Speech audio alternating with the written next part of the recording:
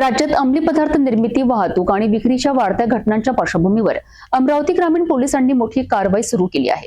जिल्हाभर एकाच वेळी राबविण्यात आलेल्या विशेष शोध मोहिमेमुळे अंमली पदार्थ तस्करांमध्ये खळबळ उडाली आहे।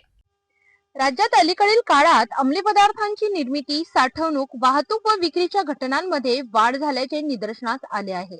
या गंभीर बाबीची दखल घेत अमरावती ग्रामीण पोलीस दलाने 22 डिसेंबरच्या रात्री विशेष शोध मोहीम राबविली।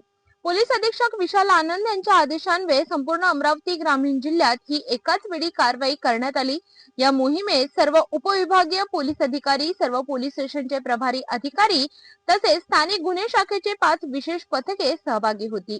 जिल्ह्यातील दुर्गम भाग, औद्योगिक वसाहती, बंद कारखाने, गोदामे, निर्जन शेड, बंद वसाहती तसेच संवेदनशील ठिकाणी कसून तपासणी करण्यात आली। या कारवाई दरम्यान एकूण 46 बंद कारखाने, 35 निर्जन स्थळे, बंद फळ बंड्या, सूतगिरणी आणि साखर कारखान्यांची सखोल झडती घेण्यात आली। यासोबतच पोलीस स्टेशन स्तरावर बीट अंमलदार, पोलीस पाटील आणि ग्रामस्थांना अंमली पदार्थांबाबत जागरूक करण्यात आले असून परिसरात संशयास्पद हालचालींवर लक्ष ठेवण्याचे निर्देश देण्यात आले आहेत।